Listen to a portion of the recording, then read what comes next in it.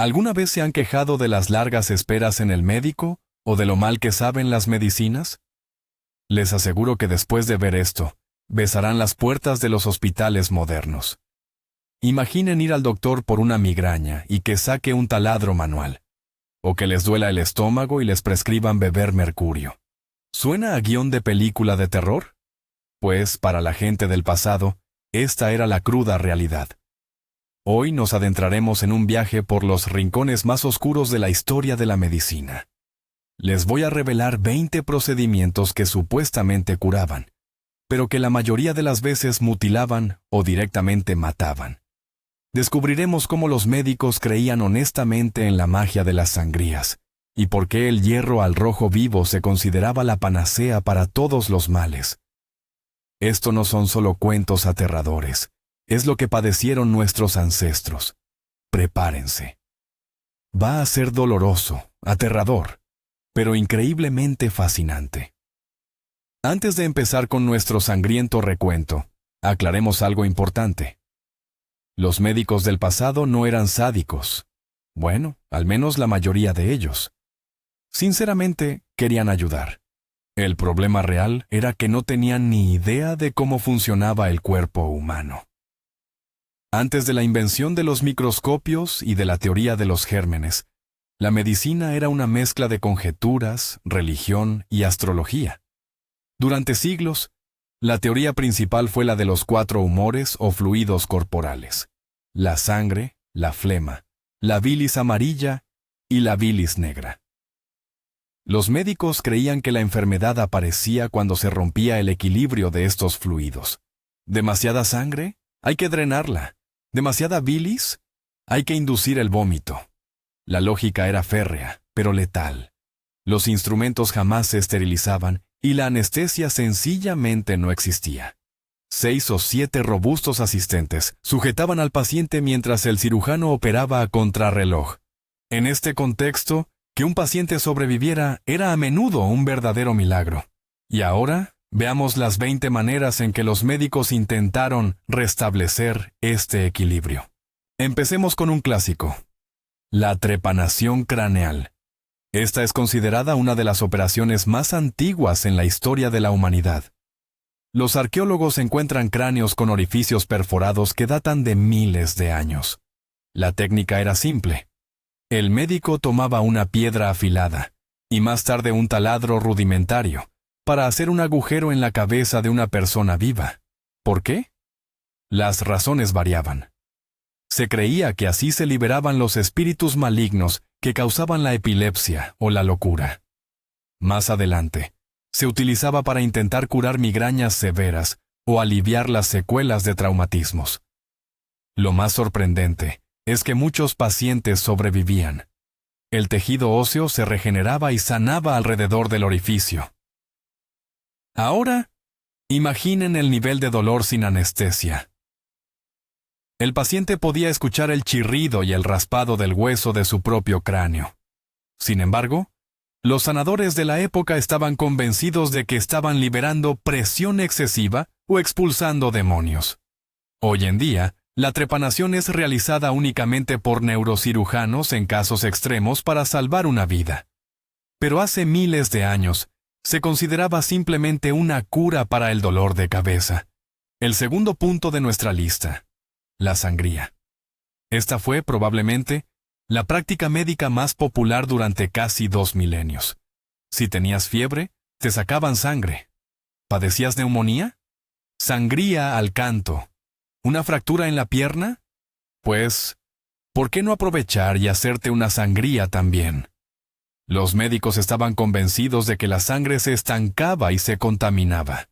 Para realizar esto, usaban desde cuchillos y lancetas hasta las infaltables sanguijuelas. Durante la mitad del siglo XIX, Europa enloqueció con las sanguijuelas, importándolas por millones. En ocasiones, a los pacientes les extraían litros de sangre, llevándolos al desmayo. Creían que ese síncope era la señal de que el mal estaba remitiendo. Lo cierto es que el cuerpo simplemente colapsaba por el agotamiento. La ironía de todo esto es que el mismísimo George Washington murió a causa de la sangría.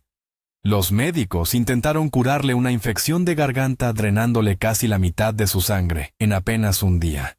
El gran presidente no murió de la enfermedad, sino del tratamiento. Pero pasemos ahora a algo más químico. El mercurio.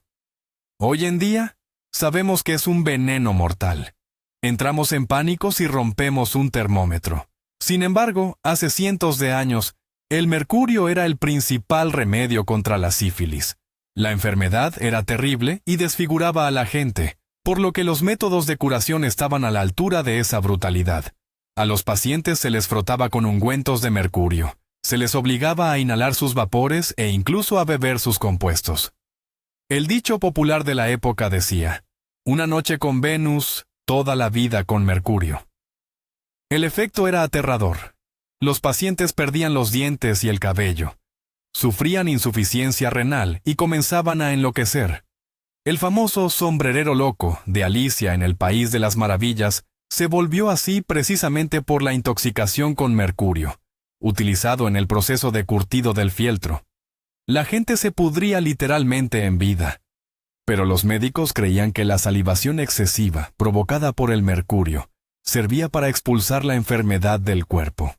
Pasamos al número 4. El enema de tabaco. Sí, han oído bien. En el siglo XVIII, los médicos creían que el humo del tabaco poseía propiedades revitalizantes. Diseñaron fuelles especiales para insuflar el humo directamente en el recto.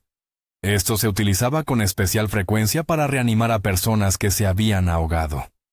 La lógica detrás de esto era peculiar. Se pensaba que el calor y la estimulación proporcionados por el humo pondrían en marcha la respiración.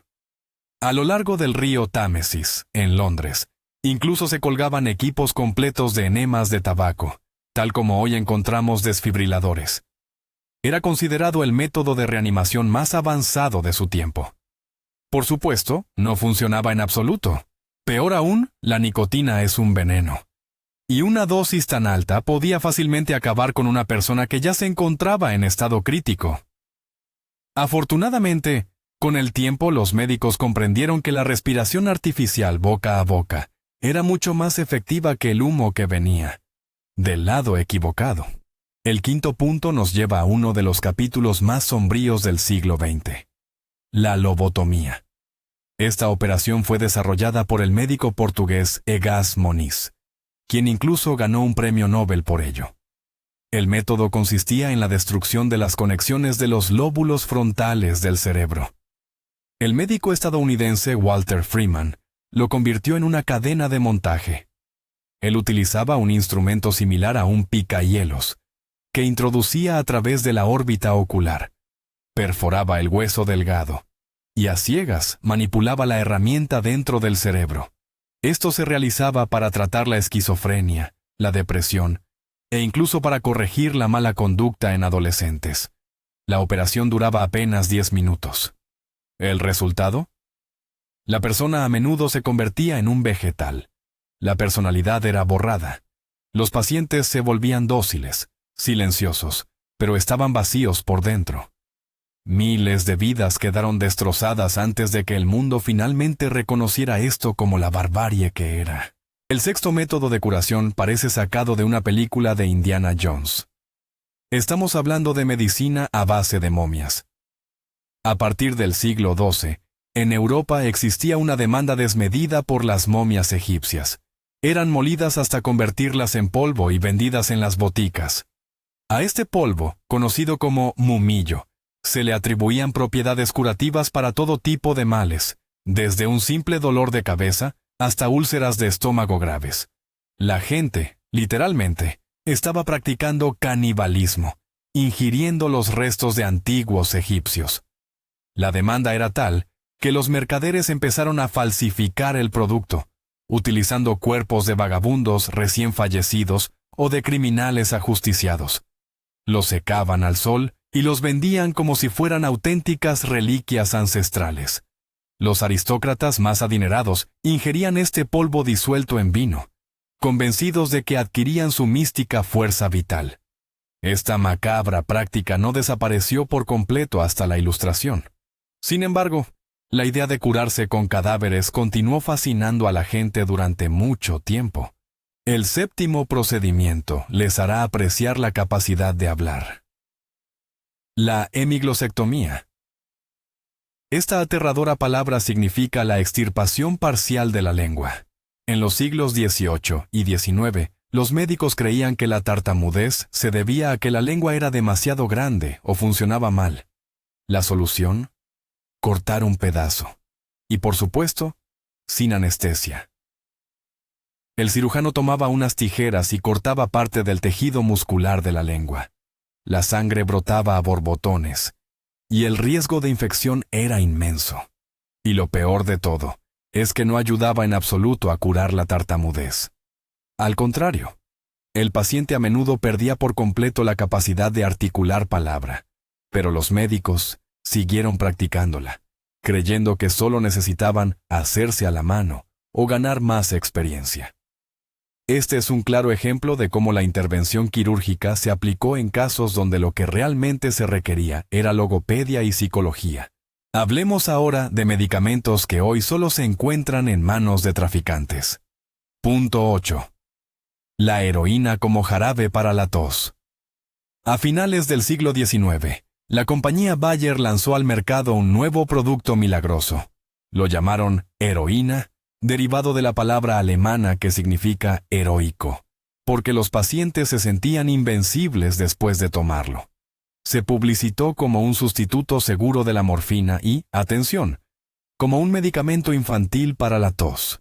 Botellas de heroína se encontraban en casi todos los hogares. Las madres se lo daban a sus hijos para que durmieran mejor y dejaran de toser. Por supuesto, los niños dejaban de toser, ya que la heroína suprime el centro respiratorio. El problema era que, inevitablemente, se volvían adictos. Tuvieron que pasar años para que los médicos notaran que sus pacientes estaban desarrollando una adicción masiva a este jarabe seguro. Solo después de eso, el producto fue prohibido. El noveno método quizás le revuelva el estómago. Hablamos de la orinoterapia en la antigua Roma y la Edad Media. Los romanos creían que la orina era un blanqueador dental excelente. Y para ser honestos, el amoníaco presente en la orina sí tiene propiedades blanqueadoras. Las romanas adineradas se enjuagaban la boca con orina de Portugal, considerada la de mejor calidad y muy costosa. Durante la Edad Media, la orina se utilizaba para lavar heridas e incluso se bebía como remedio contra la peste. Los alquimistas buscaban en la orina la piedra filosofal. Los médicos incluso diagnosticaban probando la orina del paciente. Si estaba dulce, significaba diabetes. A esto lo llamaban la orina de miel. Imagínense el trabajo del médico de la época, tener que degustar muestras todos los días. Después de esto, las pastas blanqueadoras modernas parecen un verdadero milagro del progreso. El 10º punto es la curación de una enfermedad mortal utilizando otra: la malarioterapia. A principios del siglo XX, la sífilis era una sentencia de muerte. Destruía el cerebro, provocando lo que se conocía como parálisis progresiva. Fue entonces cuando el médico austríaco Julius Wagner Jaurek notó que algunos pacientes con sífilis que sufrían fiebres altas lograban recuperarse. Se le ocurrió la idea de infectar intencionalmente a los enfermos de sífilis con malaria. La alta temperatura provocada por la malaria mataba la bacteria de la sífilis, que no soporta el calor extremo. Una vez hecho esto, al paciente se le curaba la malaria con quinina. Era un método increíblemente arriesgado. Alrededor del 15% de los pacientes moría a causa de la propia malaria. Pero para el resto, era la única esperanza de evitar la locura y la muerte inminente por sífilis. Este descubrimiento le valió incluso un premio Nobel. ¿Cruel? Sí. Pero antes del descubrimiento de los antibióticos, esta era la solución que funcionaba. Punto 11. Plombaje pulmonar. Antes de que existieran medicamentos eficaces contra la tuberculosis, los médicos recurrían a medidas extremas. La teoría era que un pulmón enfermo necesitaba reposo para sanar las cavernas, esas cavidades o perforaciones que la enfermedad iba carcomiendo. Para lograrlo, Los cirujanos realizaban una operación para crear una cavidad en el tórax y la rellenaban con cualquier material disponible, buscando colapsar el pulmón. Se empleaba grasa, parafina, gasa e incluso objetos tan extraños como pelotas de ping-pong o esferas de vidrio. Estos cuerpos extraños permanecían dentro del paciente durante años. Sin embargo, a menudo provocaban infecciones terribles, se desplazaban hacia otros órganos, o peor aún, salían al exterior a través de fístulas.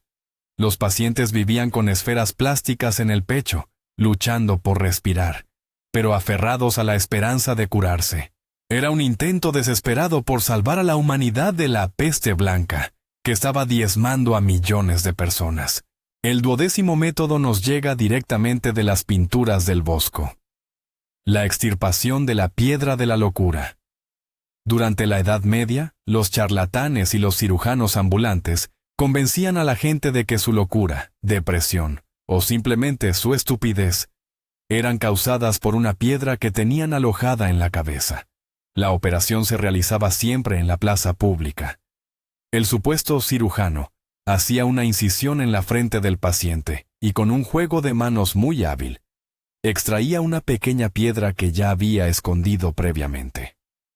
La multitud vitoreaba, mientras el paciente, con la cabeza vendada y ensangrentada, creía firmemente que ahora sería mucho más inteligente.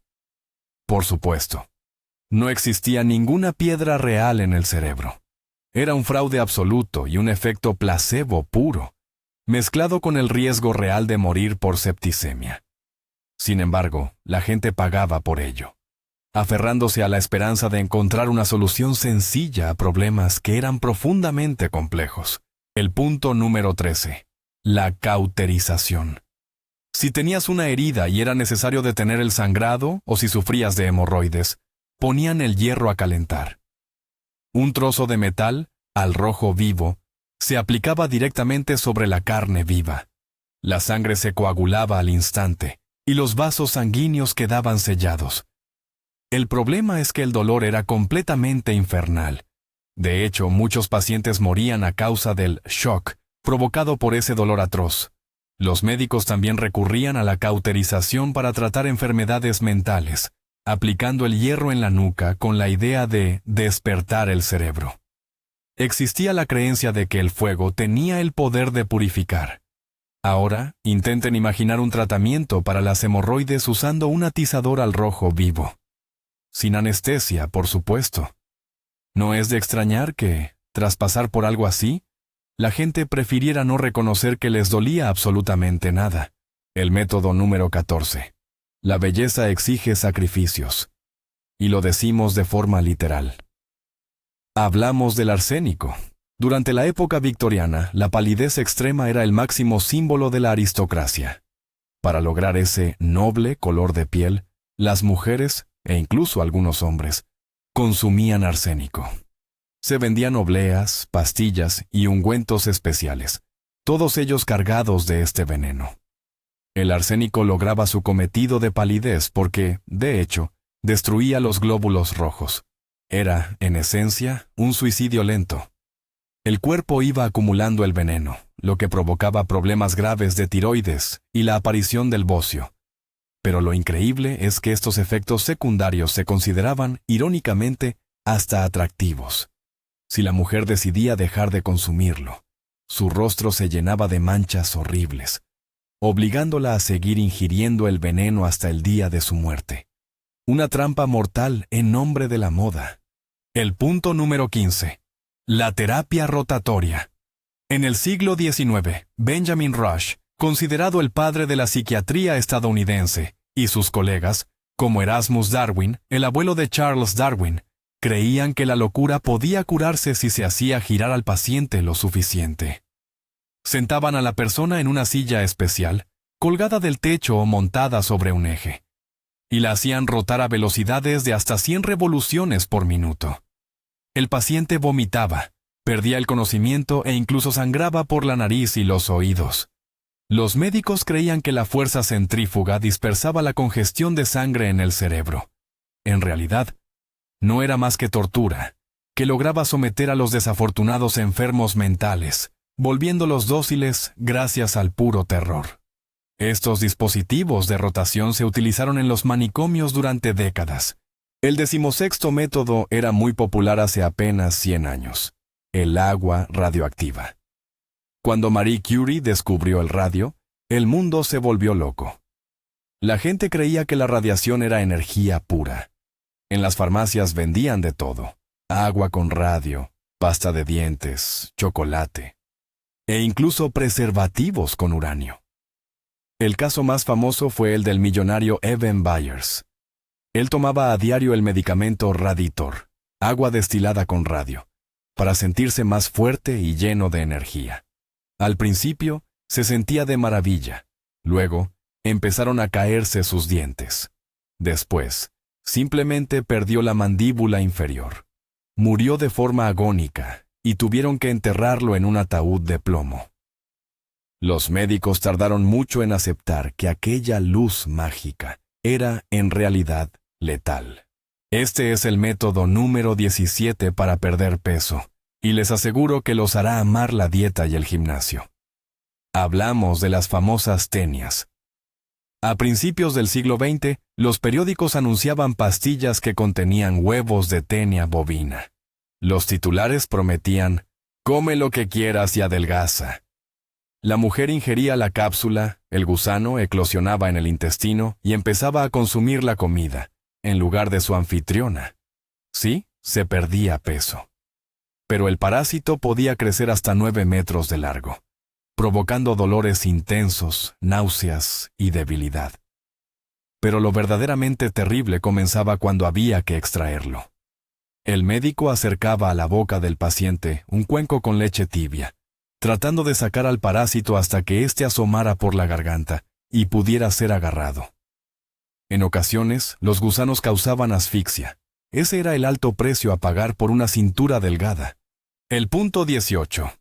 El rejuvenecimiento según el método de Voronov. En la década de 1920, el cirujano Sergei Voronov prometió a los hombres nada menos que la juventud eterna y el vigor masculino. ¿Su método? El injerto de tejido testicular de mono en humanos. Hombres mayores adinerados de todo el mundo hacían fila para someterse al procedimiento. Voronov incluso creó su propio criadero de primates. Abría el escroto del paciente e injertaba fragmentos del tejido de chimpancés o babuinos. El efecto fue efímero y se debía principalmente al poder de la autosugestión. Sin embargo, las consecuencias fueron muy reales. Rechazo de tejidos, infecciones graves, y según una de las teorías más polémicas, esta práctica pudo haber sido la vía por la cual el VIH pasó de los simios a los humanos. A pesar de todo, Voronov se hizo millonario vendiendo la promesa de la juventud eterna. El 19º método iba dirigido a los más pequeños: el corte de encías. Hasta principios del siglo XX, se creía que la dentición era una enfermedad mortalmente peligrosa. Los médicos culpaban a los dientes de causar diarrea, fiebre y convulsiones en los bebés. Para ayudar al diente a salir, los facultativos tomaban un lanceta y cortaban las encías del niño hasta el hueso. Y todo esto sin anestesia. Naturalmente, las heridas abiertas se infectaban de inmediato. Muchos niños morían de septicemia o sepsis precisamente a causa de esta terrible ayuda. La tasa de mortalidad infantil de aquel entonces era espantosa, y los médicos, usando sus cuchillos e instrumentos sucios, contribuían significativamente a ella, pensando, irónicamente, que estaban salvando vidas. Y por último, el punto número 20. El tratamiento del útero errante. Los médicos de la antigua Grecia, seguidos por los medievales, creían que el útero era una criatura independiente, capaz de moverse libremente por el cuerpo de la mujer. Si el útero se acercaba al hígado, la paciente desarrollaba histeria. Si ascendía a la garganta, causaba asfixia. Para forzar a esta bestia a volver a su lugar, se utilizaban olores. Si el útero estaba muy alto, se le daba a oler a la mujer algo repugnante, mientras que en la parte inferior se colocaban esencias agradables para atraer al órgano de vuelta. Y por supuesto, viceversa.